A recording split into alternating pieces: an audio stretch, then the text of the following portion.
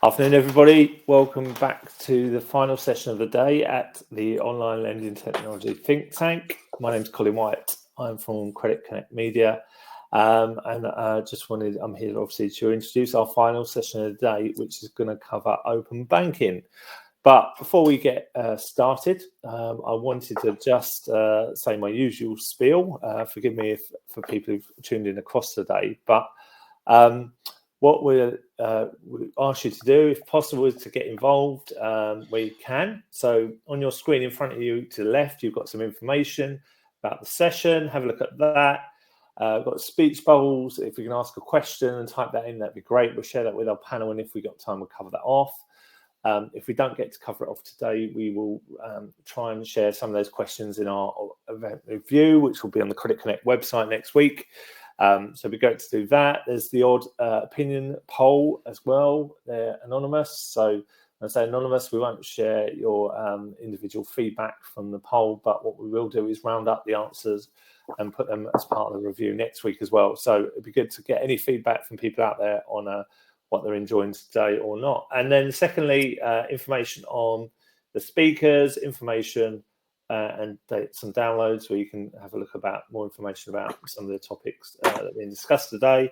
And then finally, a little bit of a profile. So this session is sponsored by Kudos. So we welcome you to have a look at their information as well. And just say thank you to them for supporting today's event. But anyway, let's press on. Our last session of the day is on, as I mentioned, open banking, and we'll look a little bit at the future of lending as well. Once again, I'll hand over to our chair, Chris Warburton, and he'll introduce our panel, and we'll get down to the nitty-gritty and talk about the next session. So, Chris, over to you. Thanks a lot. Thanks, Colin, and welcome everyone back, or welcome if you're just joining this session. So it's great to have you here. So we've got a really interesting session today, as Colin says, around open banking and the future of lending. With me today, I've got John Timmis, who's the head of credit risk from 24/7 Money. So say that, and Dave Fletcher, who's the VP of Sales from Credit Kudos. So welcome to you both. It's great to have you here. And I say we're going to talk a bit about open banking, and already throughout the day we've talked quite a bit about extra data that can be used for decisioning throughout the lending process for affordability assessment and how you integrate that to modeling tools such as AI and machine learning, and really just trying to get the greater insight. Open banking is really very much at the center of that, being quite a rich data stream that's coming online, and it's got a robust large data stream that's now available to lenders. And so we're going to chat about this in this slot in a little bit more detail. Where does the data take us? What does it mean for us, and what does it mean for the future, really? So that's really the focus for this session. So to kick us off, I just wanted to maybe talk just a little bit about what are the innovations that open banking can now offer the industry. What are they, and what are some of the most popular cases that we're kind of seeing? And John, do you want to just maybe take that one first?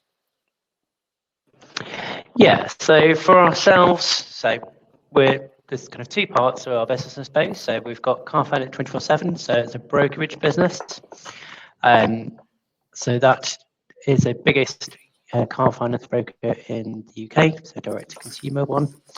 And we've got 24/7 Money. It's a lender.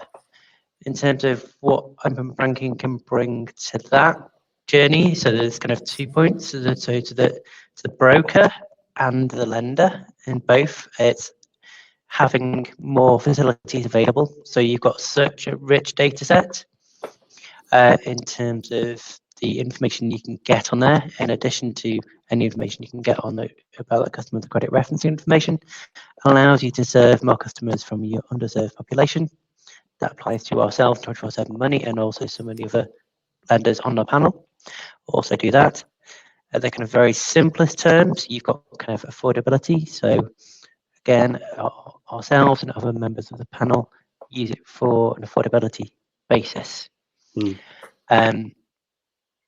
From my perspective, I can say, having been an underwriter for a large number of years, it is probably the best tool I've ever seen to be able to understand risk. And that includes any kind of credit reference again information that we have access to. So in combination, it's very powerful. And Dave, I suppose as part of the industry. I mean, so what are you seeing in terms of clients' users as pickups? Is it that affordability angle, or is it the data insight underneath? And there's payments as well, right? Of course, as well now. Absolutely, yeah. I mean, open banking means a lot of different things to different people. If you're in collections, if you're in underwriting or compliance or customer engagement or in payment processing, open banking typically has a use case that can help your business. But I think what we're seeing here is open banking as a core technology, as great as it is, that the availability of this brand new data stream that's made available to get access to customers' data. The problem with open banking is how you harness all of that raw unstructured data into something that can actually make a tangible impact on someone's business. So today we'll talk through a few of those use cases. We've definitely seen some of the early adopters being around affordability, as FCA and regulatory pressure sort of looks at how customers can be treated more fairly around assessing their income and expenditure. And more we're seeing the risk use cases that John and clients like John are sort of leading the way on, around how you can discern between good and bad customers at a greater degree of granularity than maybe where some of the traditional bureau data has got shortcomings. But yeah, we definitely see those two core use cases as being the ones where we've seen adoption at a greatest scale. And does the extra data stream, and to John, does the extra data stream allow you to, like, you know, identify new cohorts of customers, new segments of customers, or even find new segments within existing segments? Is that how you sort of think of things like thin files and those kind of things? Is it useful for that? Yeah, so the kind of the primary use case for ourselves, and I'm sure a lot of other lenders out there, is being able to serve those people that are traditionally underserved or unserved. So that's your people that are thin file or who have limited exposure to credits. So I wouldn't consider someone that was necessarily like 20 years old and has got a few credit cards to be a thin file customer. They may have a lot, but they haven't had a long kind of long tail information about them. What it also helps with is a lot of customers which have a kind of a non-standard income. So if you have a kind of weekly income payers or your 0 hours customers and whatever, it shows a lot better background that you'd ever get from a bank statement's ability to kind of support those customers, and kind of linking in with the open banking payments, especially in the future when we have kind of the recurring payments facilities in there, about really matching the ability of when that customer gets paid to when you get paid. And that's helpful to us as a lender. It'd be helpful to people in collections and things like that, or any other service industry that takes a payment. And I suppose we're just coming off the back of the pandemic, I suppose. I mean, one of the previous sessions we talked about how history's changed, right? So the history might have changed over the last sort of 12, 18 months. I mean, is open banking helpful for that in terms of understanding? I mean, are you using it for that in terms of understanding what the risk is now as versus what it might have been sort of, 24 months ago, that, just as an example, in terms of like changing the models? John? Yeah, so there's obviously a shift that we've seen in customers' behaviour, which is something that's really brought out in the information that we see of open banking a lot more than it is from the credit files. One of the real advantages that we see through the open banking information, for example, is the fact that, like, people, when they have got the facility to do so, those people that can are putting money into savings and not dipping into their overdraft and things like that or whatever. And these are things that you wouldn't see on a credit file information, because obviously it's only about whether or not that customer owes money. So there's kind of those positive behaviours are really important. And again, kind of in terms of the negative behaviours,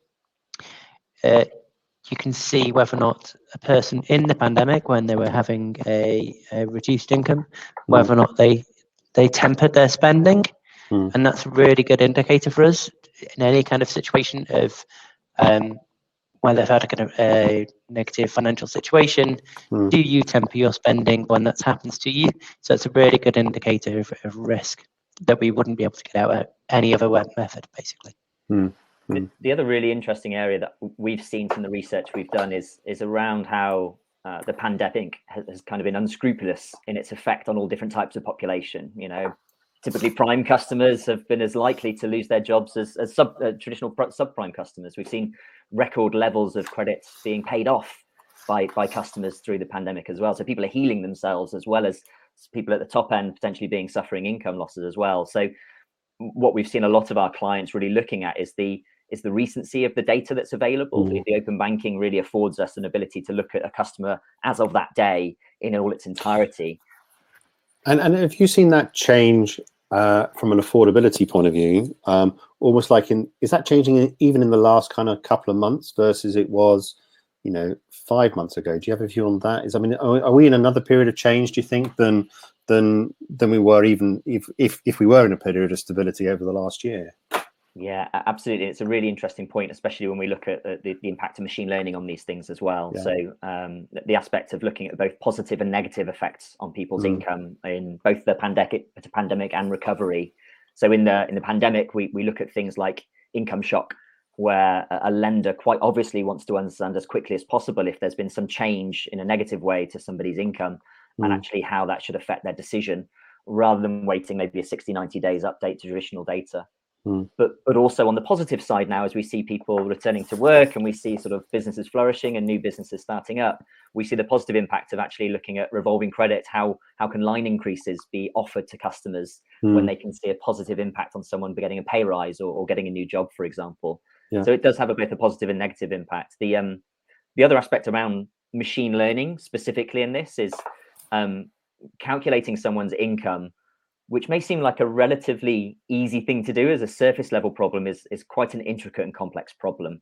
We look at the whole range of different income types that exist. As John mentioned, weekly income versus monthly. You have fluctuations on seasonality for people maybe working in retail that are doing more hours, for example, over Christmas periods. And a single statistical approach of looking at whether someone earns over the last 3 months or 6 months really is going to penalize cohorts of the population. If you're using one statistical method, there's going to be fallout across the population. And one of the areas that Credit Kudos have really harnessed machine learning is to solve that problem, or go some way to solve that problem. And that is essentially using machine learning and the data we've gathered actually over 6 years prior to the open banking APIs even being available, is understanding what the fluctuation in someone's income looks like and being able to pick the right statistical model off the shelf to predict someone's income using machine learning. And what we're trying to do here is replicate that human level of interpretation of looking at someone's pay and understanding how you should best predict the next pay, but doing that in real time so a customer gets a quick decision. So it's using it to automatically get to a better assessment of affordability. Absolutely, from that point of view. And it's really nice that we can mark our own homework, because we can actually hide data from the models of people's actual income and understand if we were able to predict that effectively or not, and train the model using this outcome-led data. And just to challenge you a bit, I suppose one of the questions that came up in one of the previous sessions was around, open banking, and does it add friction to the customer journey? So we're talking very much around customer journeys, and frictionless is good, and you're almost like in competition with other people who might have less frictionless journeys, and like people can just like move to another issue with just a click. Open banking could be seen as being adding friction to that.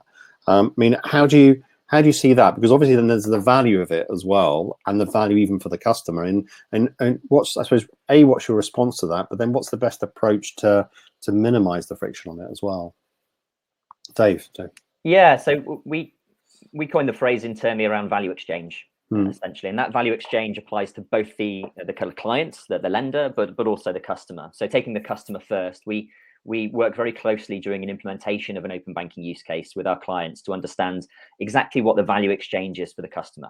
You're 100% right. There is friction. There's added friction with open banking. You're asking the customer to click on a few buttons, spend an extra 30 seconds to connect their bank accounts, and there has to be a proportionate value exchange for the customer. They need to understand.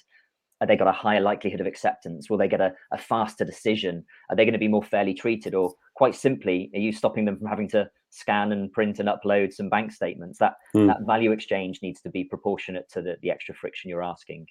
And on the other side, the lender point of view, and that's typically when we look at use cases across the business, is what value will the data and the resultant enriched insights that you get from a service give in comparison to the friction you're adding to your journey as well. And typically we're seeing a real shift away. So if I look at 2 years ago, when I joined. I think it's fair to say Credit Kudos and the rest of the industry would be happy with a 30-40% conversion rate from open banking use cases.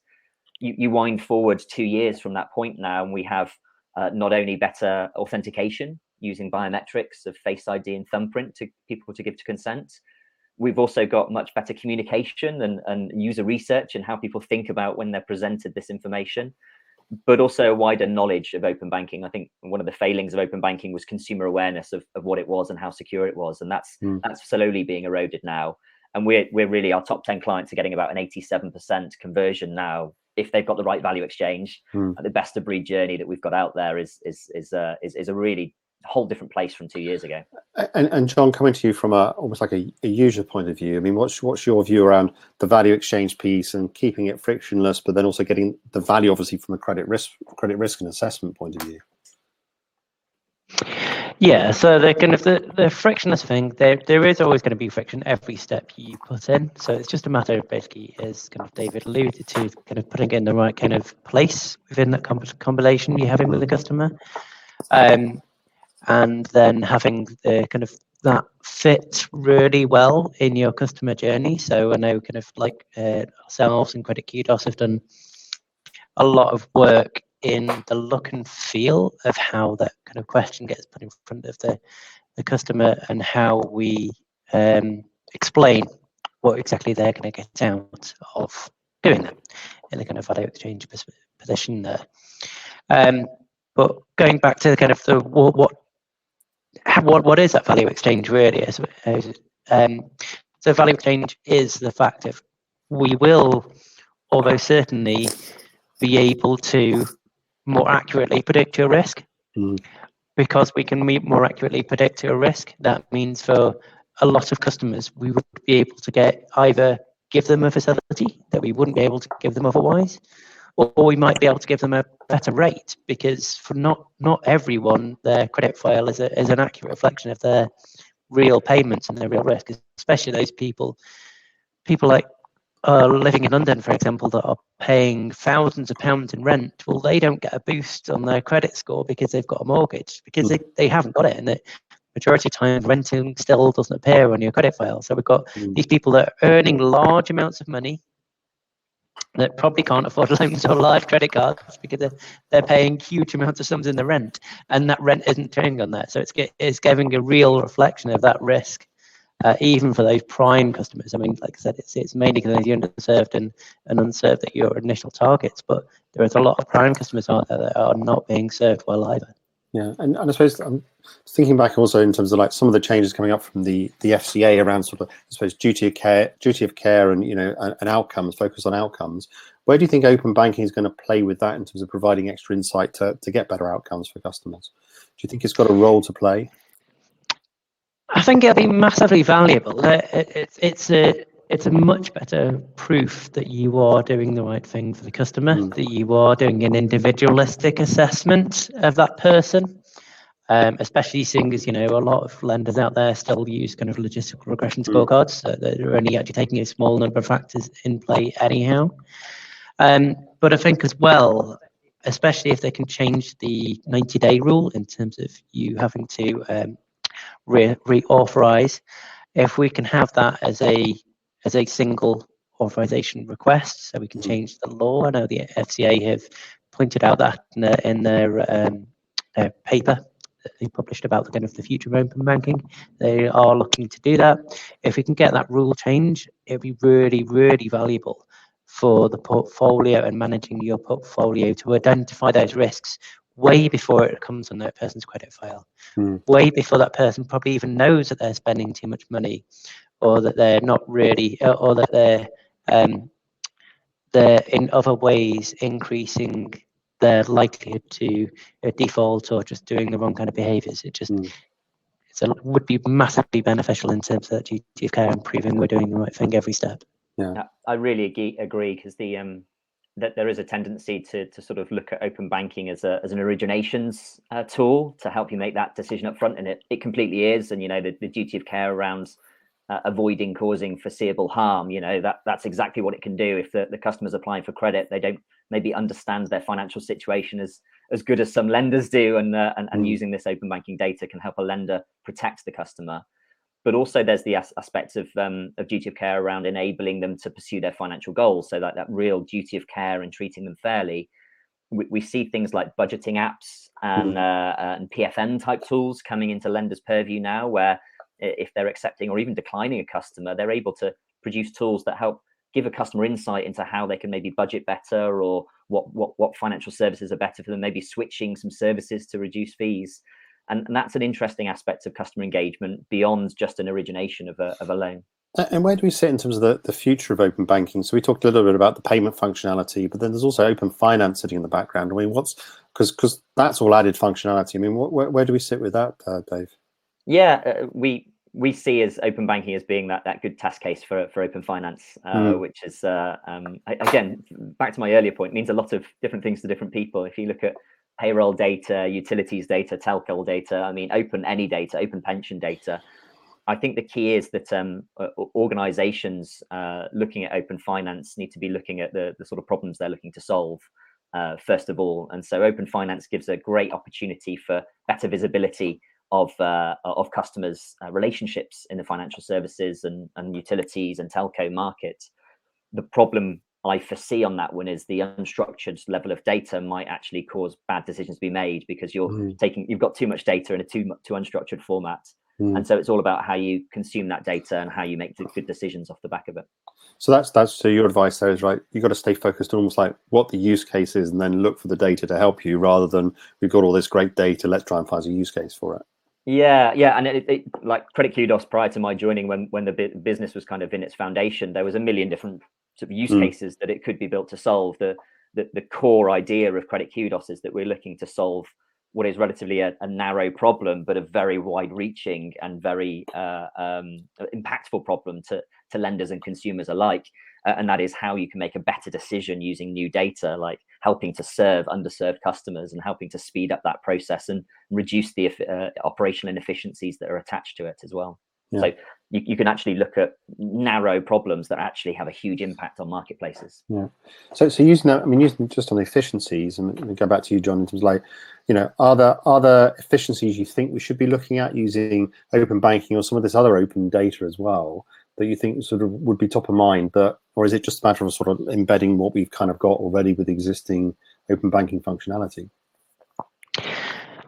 I think there's a lot more we can do with it. Basically, if you look at just what the OBIE and whatever have proposed in the first place, and most of it hasn't been seen yet in full. If we can get this kind of the 90-day rule replaced, and we get open banking in terms of the payment architecture and the account information fully up to speed in terms of the OBIE and what they rolled out in the first place as it wanted to look like. As Dave said, there's a big future just for going on the basis of that. There's so much work that can be done.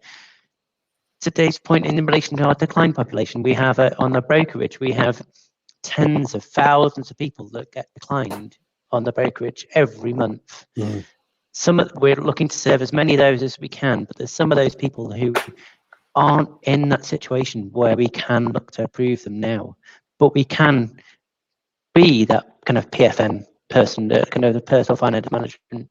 And with open banking payments, whenever that has actually been agreed by the CMA, that we could potentially, if we do go to the PFM route, look to help with. We could help push those payments. If that customer is starting to potentially go overdrawn, we can go, okay, you've got money in your savings account, we can push that there, and we can get that person learning to get a budget and actually saving them from going into additional debt and whatever, and get them to the point where they are a good customer to ourselves. And there's so much value with all those kind of use cases of what's already out there. And I'm not saying that open finance itself and open data doesn't open the world even more. I just think there's so many lenders out there, so many companies that could really do with a value that it's already existing. That we don't need to go that further. We don't need to wait for that next generation. We can do a lot of it now. Do you think it's going to fundamentally change some of the risk strategies, or and how much will it continue to, I suppose? I mean, does it even make some of them obsolete? I mean, what about even some of the credit bureau data? Does it become less reliant on it? I think you become less reliant on it. I wouldn't say that it becomes obsolete, because you don't. One of the positive things and negative sides about the open banking information is the customer decides whether or not they want to share, and they decide what they want to share. There will always be a place for the kind of credit file information, because then that is open out there, and customers, as long as they agree, if you can search that, you get all the information and it's not on a just pure consent basis.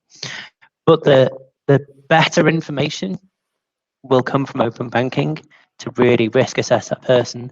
And the more we understand of that, the more we get better and build our own scorecards on that information, get a real kind of insight on it, the better our scorecards will be. And I think those will be better scorecards and more weighted towards the open banking than they will towards CRA. I think it'll be a bit like electoral roll information is really helpful, but it doesn't form much of your risk scorecards anymore. Whereas it probably would under a kind of logistical scorecard. You would have had that more. As we will move towards a kind of machine learning model, those things are in there, but they're very much secondary. And I think that'll be the same kind of thing with the CRA information. So like, it's really valuable information, but its ranking will slowly reduce over time as open banking is more and more integrated. Yeah. And Dave, how do you sort of see changes to risk strategies? Yeah, I obviously have a biased opinion on this one, so I'll try and stay neutral. But I hope and believe that John's vision comes true as well. I spent 7 years working in traditional credit referencing as well, so I equally believe that there is always a place for that data in clients, be that from the tradition of using it as well. I mean, it's a very reliable data source because people have tested a lot of outcomes against it over decades and decades. You know, it's been a robust data source, whereas open banking and admission is still relatively new and has to prove itself in people's scorecards. And in my experience, the population of risk managers and directors creating these policies are typically more risk adverse than the average Joe. So you're in a situation where the data has to prove itself in order to get its place within a scorecard. And I see experiments like John is talking about in his business there around they're proving the value in an organization. We have dozens of clients who've proven the same thing in certain cohorts of their population, but it's around bringing that to the mainstream as well, because I think mainstream banking is typically not used their own transactional data that they've had for 50, 100 years to full effect. They're now sort of on the back foot where they've got lenders who are coming to the market and don't have 100 years worth of transactional data, but they're using the open banking and transactional data much more effectively than the banks. So I think there's going to be a bit of a battleground there of who can get the most out of the data. And the only way you can do that is by putting it in the journey, collecting information, understanding how it affects outcome data. And I think it's similar to one of the points I made earlier around open finance. Like the data sources in isolation might be interesting, but it's how you blend the information together to come up with interesting outcomes. We obviously have a great solution that looks at open banking and enriches that information, but we went down the very expensive and timely route of becoming a credit reference agency ourselves. And we get outcome data from our clients on a monthly basis. And that means we can mark our own homework. Are the risk indicators and creditworthiness indicators we're professing and creating actually manifesting into good and bad creditworthiness? And without those two data sets working together, it doesn't have a proposition that can fly in lending. You need to close the loop on it. Perfect summary. Yeah. And what about transparency of decision making? I mean, that's a topic that's come up. Is open banking kind of help with that in terms of understanding and being able to communicate but more transparent decisions? John, I'll go back to you, or either of you guys. Yeah, it's certainly it's a lot easier if we're doing an open banking decisioning to explain to the customer why we have come to a conclusion or what we want to discuss in further detail, simply because most people understand their current accounts more than they do their credit files. Most people don't really understand how a credit file works. If anything, they may know what their credit score is, but they wouldn't know really how a credit file works in its full operation. So I think it's a lot easier to explain in relation to that, and to say how you could get better. And again, especially when you're dealing with like credit scores, you're just going to go, well, I worked in credit risk and risk generally for 22 years. I still can't tell you why my score has gone down or up by 15 points one month and 20 points or up by 20 points the other, when I have changed nothing whatsoever in terms of what I do. And I've not missed payments or done anything else or increased my credit limit. So it's a lot easier to explain. Okay, well, the reason why you've declined you on this occasion is because you've got too much outgoing, so you can't afford this. The reason why you can't afford this is X, Y, and Z. If you cut back on those, then we could look to give you this facility. It's a lot easier conversation.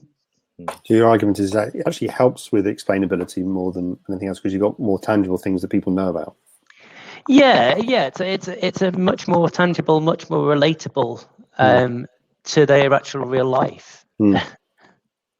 It's actually a critique I've had over the last 15 years of the wider lending industry, which is probably a bold statement, but that there is no reason I can see it why, apart from maybe gamification from an applicant perspective, of why consumers shouldn't be told why the result has been negative. And people are worried about giving away too much of their insights and scorecards and secret sauce in this thing. I look at places like Apple Cards in the US. They have a path to Apple cards, essentially. So for their decline population, they still know that people are going to be a potential iPhone customer, and they want to keep them happy and the brand good. And they'll tell customers, okay, these are the reasons why, maybe not specifically the points they're allocated, but the reasons why they were declined, and help coach them to a perspective when they might be a good Apple customer later on. I think there's a lot of learnings that UKFS can have around being a bit more transparent with the customer base out there, and hopefully open banking facilitates some of that. And you touched on one, which is what was going to be my next question, which is around, I suppose, what's the risk of fraud and manipulation with open banking, and how do we sort of guard against that? So for example, you might be, people put transactions in knowing that this is then going to be assessed. I mean, is that a risk? And how do we guard against potential manipulations on people's bank accounts? Yeah, we have an opinion on this at Credit Kudos, and we take 24 months of transactional data history as standard that feeds into a lot of our decisions and models. So the gamification there, if someone's spending 2 years of changing their behavior, might be quite a good candidate who's already got those behaviors who are quite established there. People in the short term changing from 1 month their income and expenditure, typically in the way we work with clients, won't have an overbearing change on how we determine their credit worthiness, because it will only have a proportional impact based on the time sensitivity of it. But yeah, like gamification of things is obviously a concern. The more you share, the more people can actually understand how your operation works. Yeah. What are your thoughts, John? Well, for us, the gamification it's a lot harder with open banking than it is with a credit file. I would say to people, basically, because I didn't know how credit scores work. They're like, well, okay, just increase your credit limit on your credit card and you'll get a better credit score.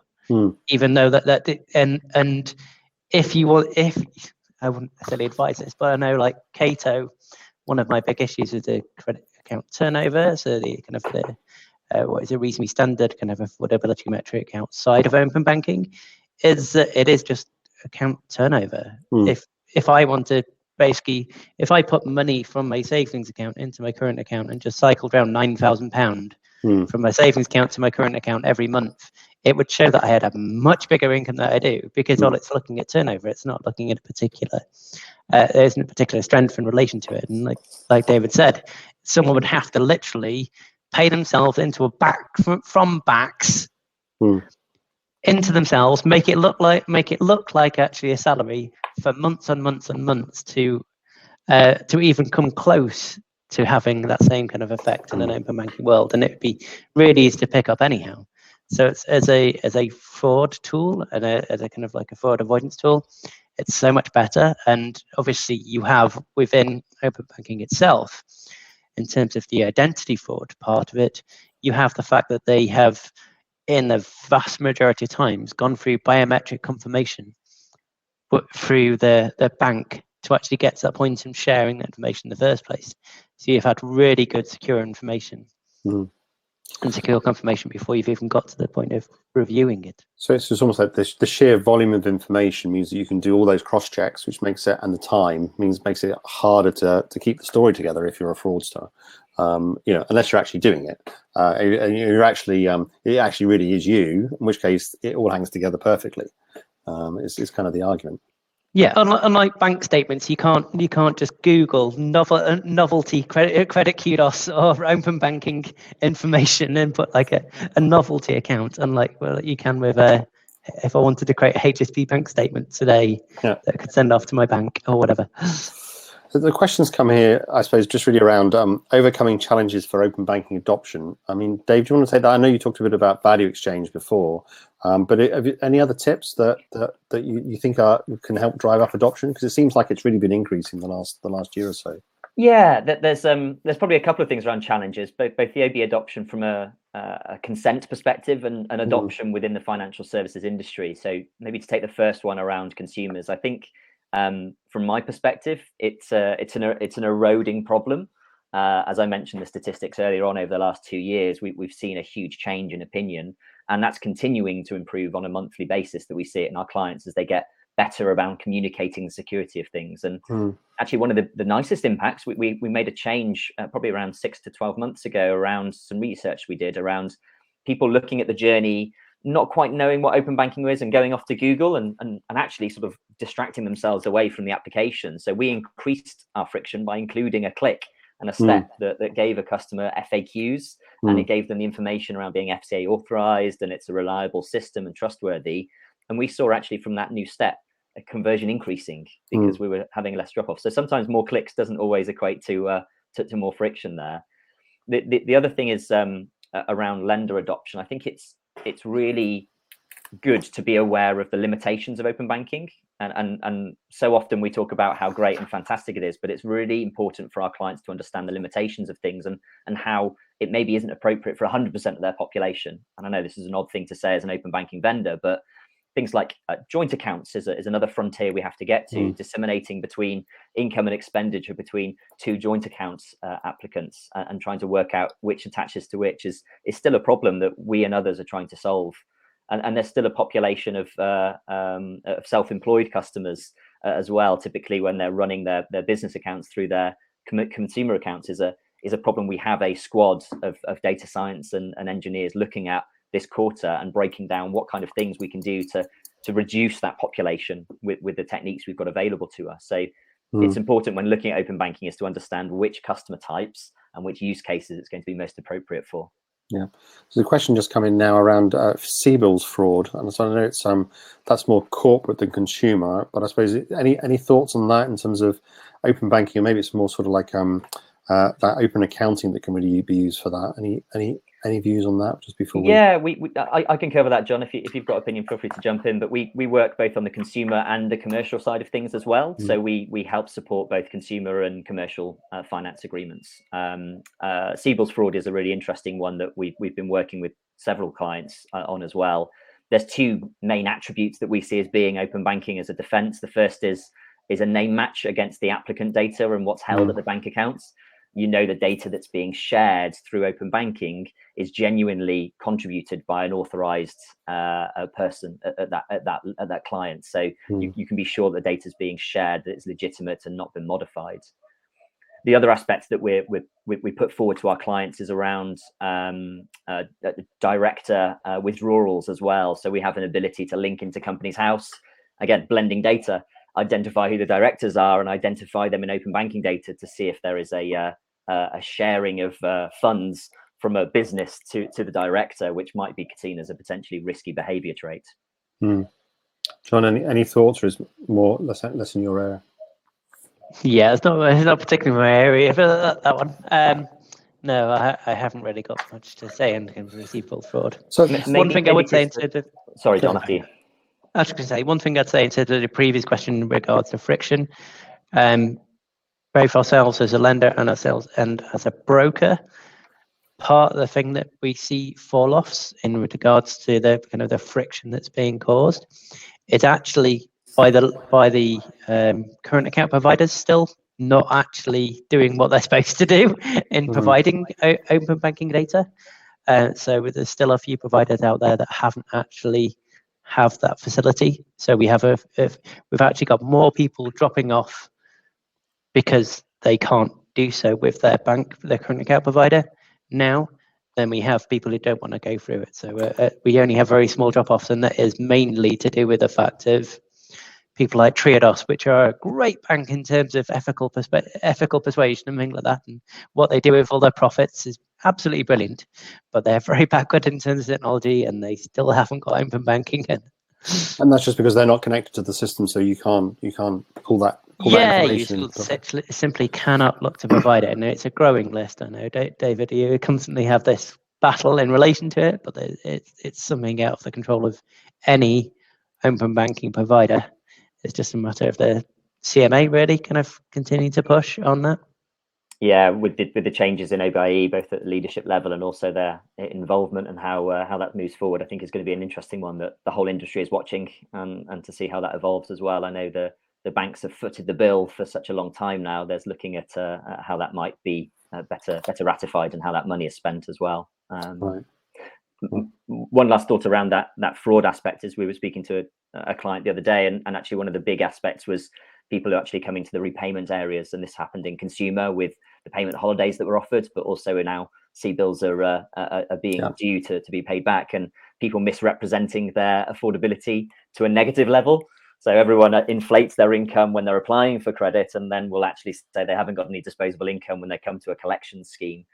Actually using the open banking data to get someone to prove in a collections conversation that they have disposable income and that you can create an affordable repayment plan for them based on actual data is a really good use case, and it's very hard to argue against the actual data that's presented. I suppose it's around really trying to narrow down the accuracy both ways in terms of like what the actuals actually look like. And what about with multiple accounts and sort of trying to capture people in that? What's the view on that? And so making sure people aren't being selective in terms of what they add or not. Is that where you cross-reference it with bureau data and those kind of things? Well, we actually take a machine learning led approach to this to actually sort of analyze the account from a modeling point of view and understand, based on all of the transactions we've seen, if we think we've got a full picture of a customer, and we'll report back to a client then exactly whether we think we've got a complete picture or not. So we have something called a missing account flag. What that does is assess if we're missing a primary income source or a key expenditure item, or there's regular deposits into an account that we haven't had connected. We can share with the lender, with the client, if we think that there's actually more data that needs to be exposed in that situation. And what do you find in terms of percentage of missing information predicted, albeit predicted, that you think you currently have from a consumer-based point of view? And is that going up, or is that pretty much static? I think it's actually going down because of the communication. The biggest problem isn't people hiding nefarious accounts. The problem is they're not being communicated to upfront exactly what they should be sharing. So actually, if I'm a lender and I want to be doing full income and affordability assessment, I'd need to look across all of the key banking relationships a customer has. If I'm just trying to solve an income validation use case, maybe I just do need their primary account to be held. And one thing we work with clients is to get that communication right up front, so we minimize the recommunication later to a customer if they've connected the wrong account. No doubt you agree with that, John, in terms of like getting communication right is kind of key. Yeah, I mean, that's the same with any new technology, that communication is key to actually really taking advantage of it. Yeah, in relation to that exact thing, in terms of David was saying, it comes up with a flag to basically say it's not your main account. So we have automated systems within Credit Kudos. We can kind of have automated rules. So we just send that into a refer queue to get additional information for the customer. So again, it's basically it's not just about what comes in, but it's about the kind of being able to process it in the quickest way possible, both for that customer to give them the right kind of message. Okay, this isn't your main account. Can you please look to turn a log back on and give us access to that? So that messaging is very important to make sure we get the best benefit out of it. Yeah, and we've talked a lot about, I suppose, around the actual data itself and how the data can be used in terms of credit risk adjudication, etc. But what about some of the challenges around implementation itself, actually on the ground, in terms of including that within your processes? So you mentioned a little bit there just around it, but what are some of the challenges and watch outs that people have got to have, and try and make sure they get it right and make it as seamless as possible? Yeah, from our experience across the client base, the best projects that we've worked on have had a very clear stakeholder and leadership support on the initiative, and a highly documented success criteria around exactly what problems you're trying to solve, with metrics that can be tracked against them. The worst projects have been where people just want to get some data and have a go, and maybe aren't fully committed to it, and they end up sort of basically using technology to carry on a manual process, which is making bank statements, and you're using maybe underwriters instead of looking at bank statements, or looking at a credit Kudos dashboard. And those kind of experiments are great in the short term, but they always need to evolve into a significant change in the business, a full automation, or unlocking new populations, or making a better response time.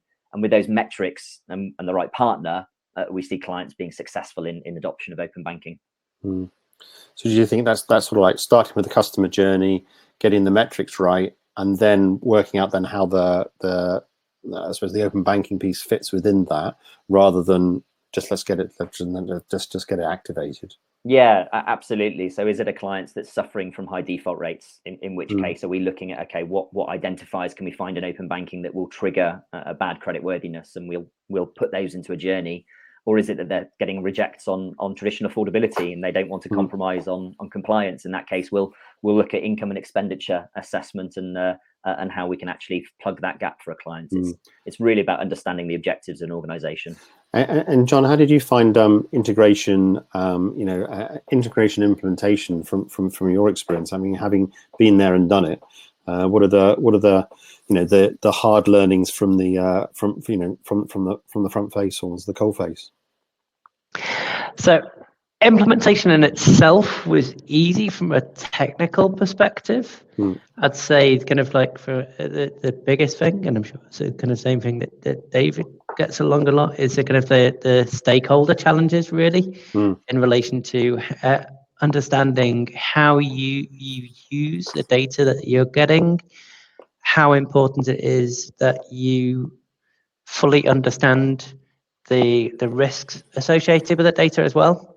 So because it is so rich, because you've got so much information coming through to you, what are the risks associated with doing that if you don't fully understand it? So if you, for example, like one of the things that I know we put in, so it's now in Credit Kudos as a regular standard measure, but it's one thing that we asked for. It's like it's gambling.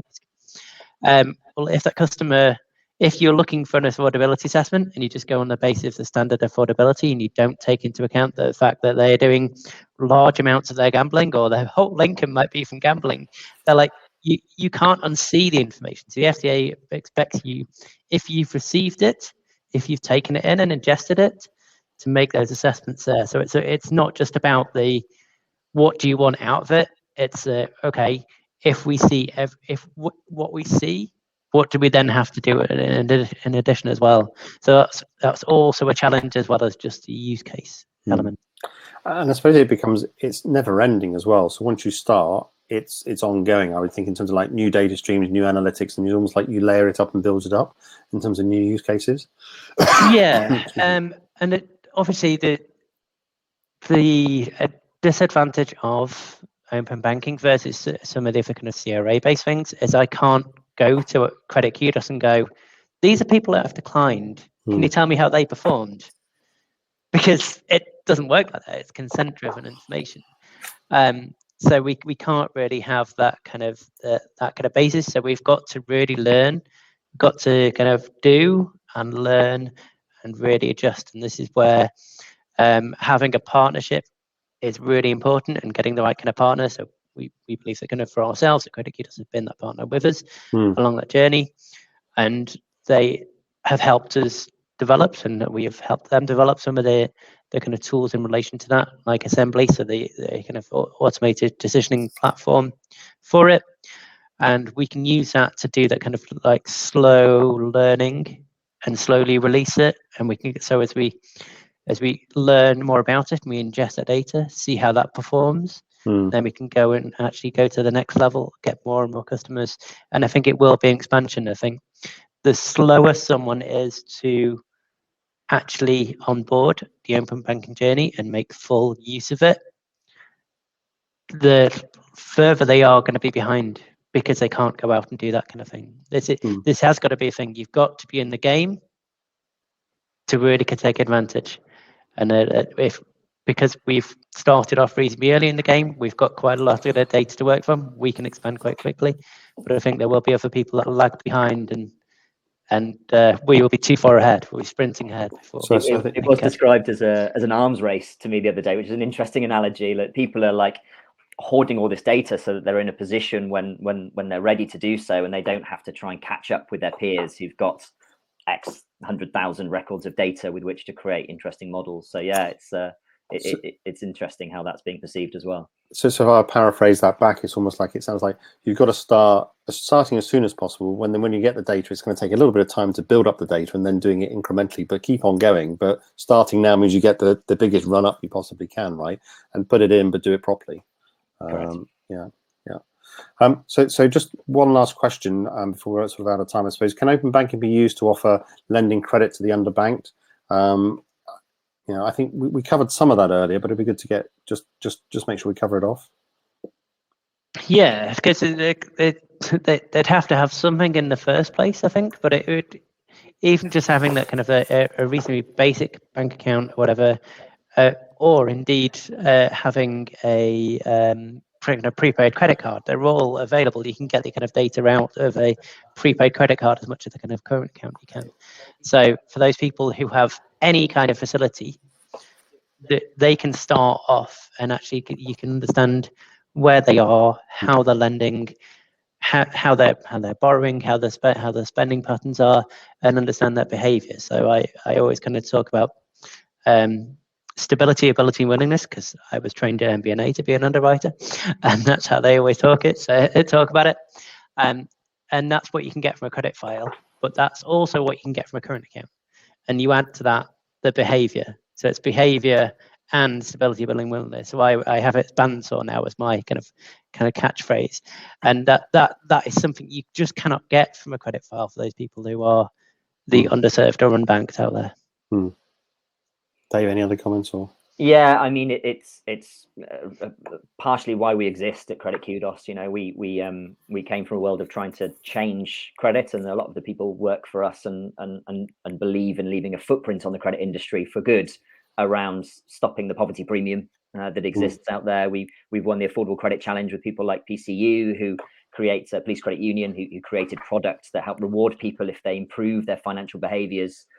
We have impact investors that are of the same route as well, and we genuinely believe that there is a premium attached to some customers accessing credit that shouldn't exist, and there's also people being declined that are potentially profitable for lenders. So it's a win-win as we see it, but certainly it's a big part of our mission, our drive in the organisation is to help reduce that.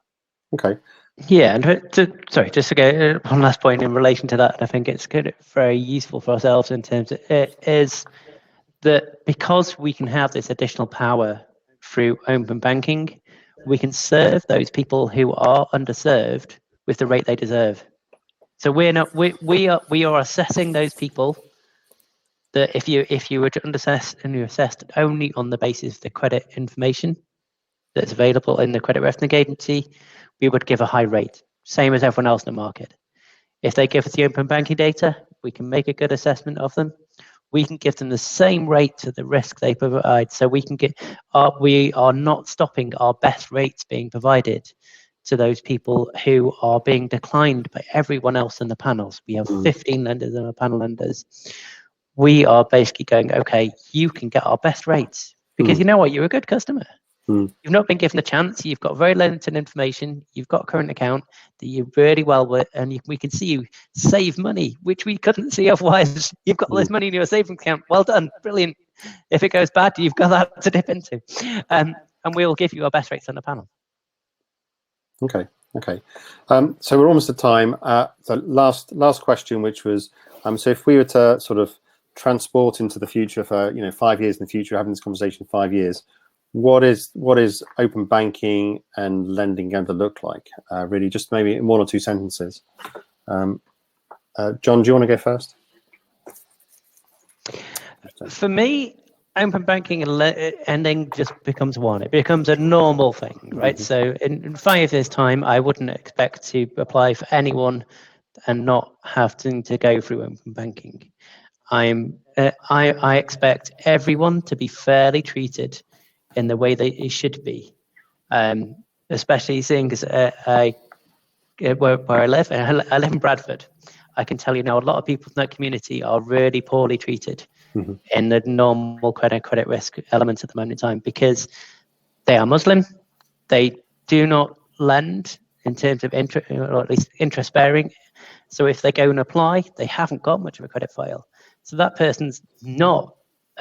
They are a thin file, but then they should be given a rating that's actually representative of their risk, which is low, and everyone gets that.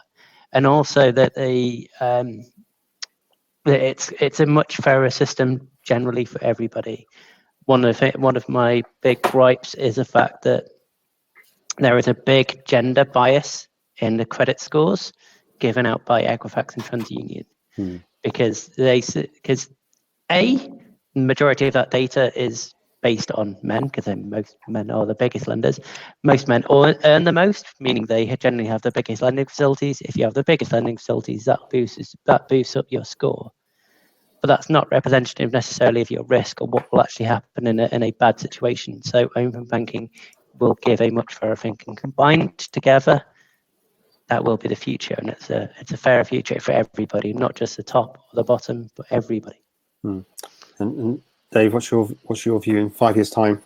Yeah, maybe a bit optimistic in 5 years, but I see financial education being a big part of open banking, as well as the use cases we've talked about today, as people actually understanding how their relationship with finances can actually impact their ability to access good credit. And so people taking control and being informed, and maybe that needs to happen earlier in people's journeys as well, around school education on finances. And open banking can help people see their relationship with their providers, be it utilities or supermarkets or petrol. And that will help empower people to make better financial decisions. I also believe that just like contactless payments were scary when they first came out, the consent process for open banking will become synonymous with an application for a service as well. Yeah, so become much more seamless. Well, both of you, thank you very much for the insights. It's been a real sort of deep dive on open banking, and fascinating. I know I was to put some challenging questions back, which was great to hear the answers to, really. So definitely very, very interesting. And I know the data is fascinating. I've seen some of the data. It's absolutely fascinating in terms of so what can be learned. So thank you both very much. And well, I'll hand back to Colin. Lovely. Thanks, Chris. Really good, interesting opinions there, John and David. Thank you so much. That's really good, and really enjoyed that session and all of our sessions today. It's been fantastic. Just want to say a quick thanks to sponsors who make today happen. Alvaria, who are part of our Disney affordability discussion earlier, and Credit Kudos, obviously in this session. Really good, really interesting seeing how we've run this back in April and seeing how open banking has developed in that. But past 6 months has been really interesting. So that's fantastic. So thanks for that. And then, obviously like to thank all of today's speakers, anybody who's took part and asked questions. We really value that. And obviously took part in our polls list here of all of our speakers across the day. So thank you very much. Just want to point you to some of our future stuff coming up. There's only a little bit coming up for the end of this year. So we're running our Credit and Collections Technology Awards, of which Credit Kudos are finalists in a number of categories this year. That's taking place on the 4th of November. We're going face-to-face, scary times or good times, depending on how you want to look at it, but hopefully good times, with people getting back to seeing each other again. So that's on Thursday, 4th of November at the Midland Hotel. The awards will take place in the evening. And then in the day, we're running our first ever version of the Credit and Collections Technology Think Tank, which is a mixture of our collections think tank that we've been running for the past 18 months, and obviously this session as well. So we'll continue some of these conversations at that event. So that'd be great to hopefully see some of you at that as well. Looking forward to that. So that's on Thursday, 4th of November, Midland Hotel, Manchester. Chris Warburton will be there and sharing that, and great to announce that he will be part of that as well. So so just to round up today, though, more importantly, is to say a massive thank you to all of our audience. all of our speakers, obviously Chris Warburton for his brilliant sharing across the day has been absolutely fabulous. So really value that. And of course, in this session, John and David, thank you so much. So we're round up now. We're looking to do some more online events, definitely next year. We might squeeze one more in this year, you never know. But for now, I'd just like to say goodbye and say thank you on behalf of myself and our panelists. Thanks a lot. Cheers. Bye-bye. Thanks, everyone.